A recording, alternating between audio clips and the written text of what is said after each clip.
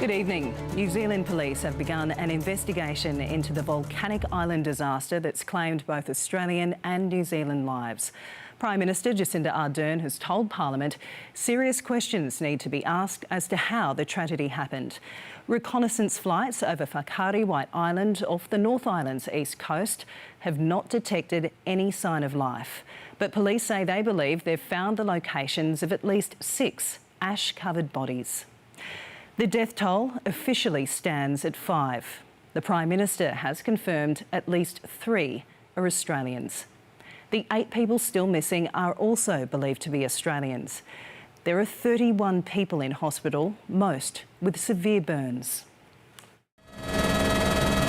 More than 24 hours after 2 eruptions sent plumes of smoke kilometres into the sky, White Island remains inaccessible with no sign of life. A rescue effort, now a recovery mission.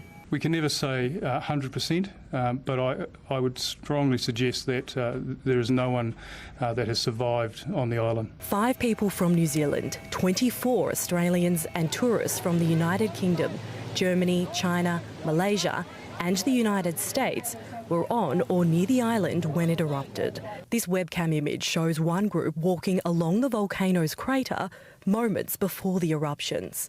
Shortly after, the vision went black. Authorities say of the 8 people still on the island, 6 bodies have been located, while 2 remain unaccounted for.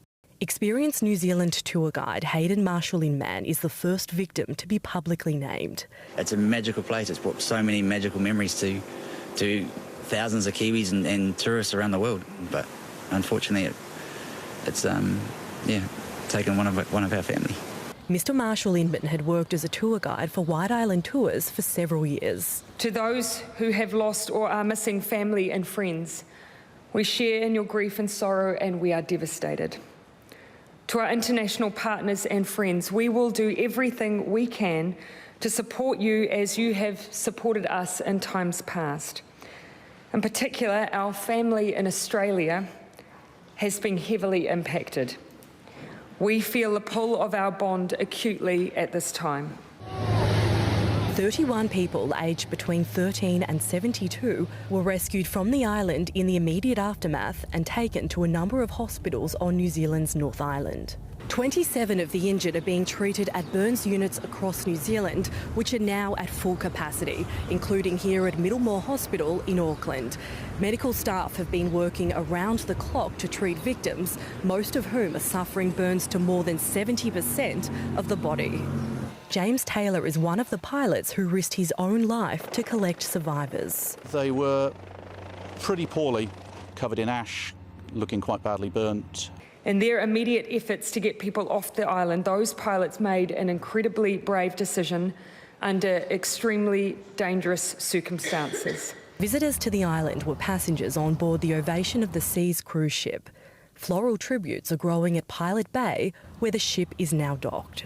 Some passengers were involved in the recovery efforts, having narrowly escaped the disaster themselves. We were on the volcano for about an hour. 10 minutes after we left and got on the boat, the volcano started erupting.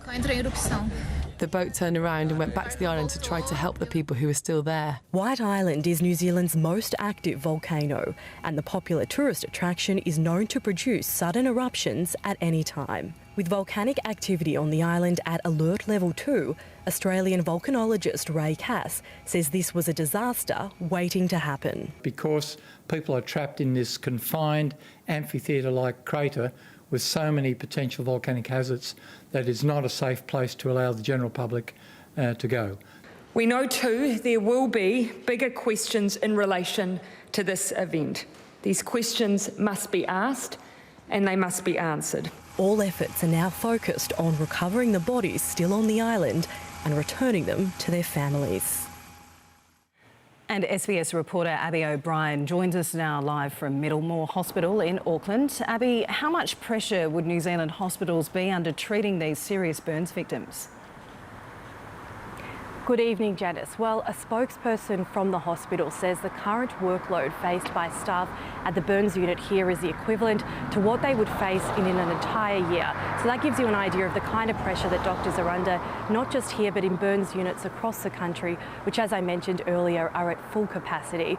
Most of the victims are in a critical condition, many suffering inhalation burns, and that has authorities fearing that the death toll could rise in the coming days. Abby, have police given any indication yet when they might try to begin the body recovery process on White Island? Well, it's still not safe to access the island. Experts say there's a 50% chance of another eruption happening in the next few days, but recovery teams insist they are working closely with scientists to determine when it is safe to return. But until then, the recovery operation remains on hold. Abby O'Brien, thank you, updating us live from Middlemore Hospital in Auckland.